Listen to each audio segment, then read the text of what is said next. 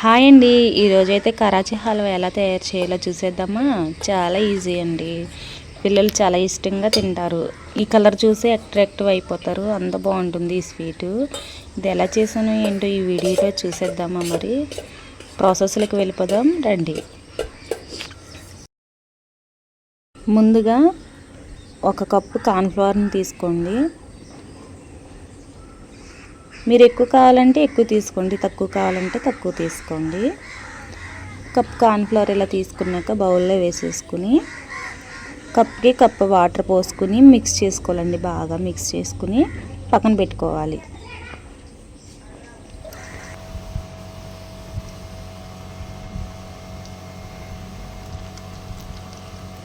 ఇప్పుడు బీటర్తో బాగా మిక్స్ చేసుకోండి, ఉండలేకోకుండా.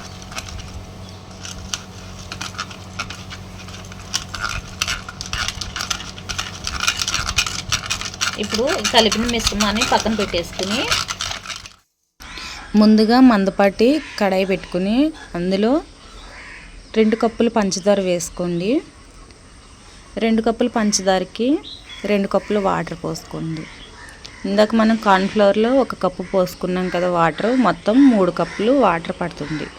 మీరు తీసుకునే క్వాంటిటీని బట్టి వాటర్ పోసుకోండి. గ్లాస్తో తీసుకుంటే 3 గ్లాసులు వాటర్, కప్పుతో తీసుకుంటే 3 కప్పులు వాటర్ పోసుకోండి. ఓకేనా. 1 కప్పు వాటర్ పిండి కలుపుకోవడానికి, 2 కప్పులు వాటర్ పంచదార కరిగించుకోవడానికి. ఇప్పుడు ఈ పంచదారని మనం కరిగించుకుందామండి.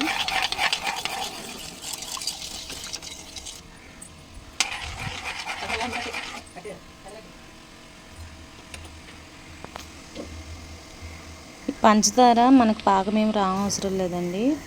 ఓన్లీ పంచదార కరిగి కొంచెం తిక్కగా అయితే సరిపోతుంది.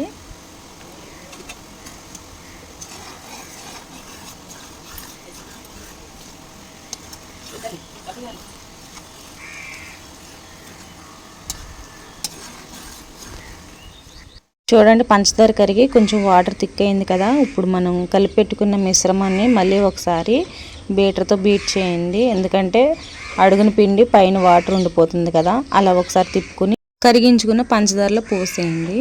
అయితే ఒకసారి పోయొద్దు, ఇలా తిప్పుకుంటూ పోయాలి, లేకపోతే ఉండలు కట్టేస్తుంది. ఇలా మనం ఒకసారి వాటర్ పోసాక నాన్ స్టాప్గా తిప్పుతూనే ఉండాలండి, లేదంటే గడ్డలు కట్టేస్తుంది, ఉండల కింద అయిపోతుంది. అందుకని నాన్ స్టాప్గా తిప్పుతూనే ఉండండి. చూస్తున్నారు కదా, మీకు కనిపిస్తుంది ఇలా దగ్గర పడిపోయింది కదండి. ఇప్పుడు ఇందులో ఫుడ్ కలర్ వేసేసుకుందాము. ఫుడ్ కలర్ వేసుకుని బాగా మిక్స్ చేసుకోవాలి. ఫుడ్ కలర్ జస్ట్ 1 చుక్క వేసుకోండి, సరిపోతుంది.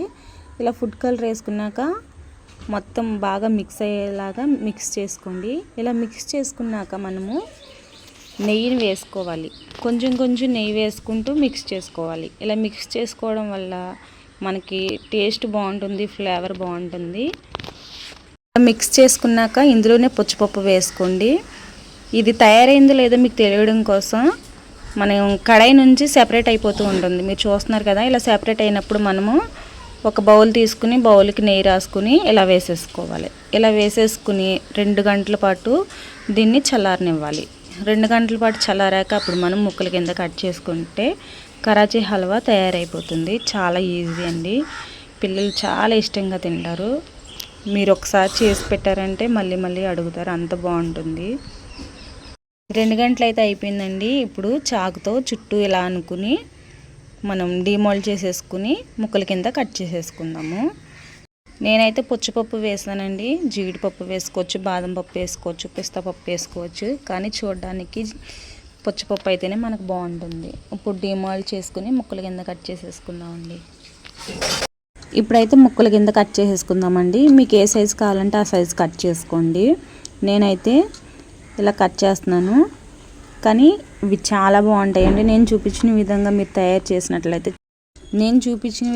తయారు చేసినట్లయితే చాలా బాగా వస్తాయండి. చూడండి, మీరు చూసినట్లయితే వీడియోలో చాలా పర్ఫెక్ట్గా వచ్చింది కదా. అచ్చం మనం స్వీట్ షాప్లో కొనుక్కునే హల్వా లాగానే ఉంది కదా. టేస్ట్ కూడా చాలా కమ్మగా రుచిగా ఉందండి. నోట్లో అలా బైట్ చేయగానే మెల్ట్ అయిపోయింది నోట్లో, అంత బాగుంది. మీరు ఇదే విధంగా ట్రై చేసి మీకు ఎలా వచ్చిందో నాకు కామెంట్ చేయండి. వీడియో నచ్చినట్లయితే లైక్ చేయండి, షేర్ చేయండి. మన ఛానల్ని సబ్స్క్రైబ్ చేసుకోండి, బెల్ ఐకాన్ని క్లిక్ చేయండి, మీ ఫ్రెండ్స్ అండ్ ఫ్యామిలీకి షేర్ చేయండి. Thank you.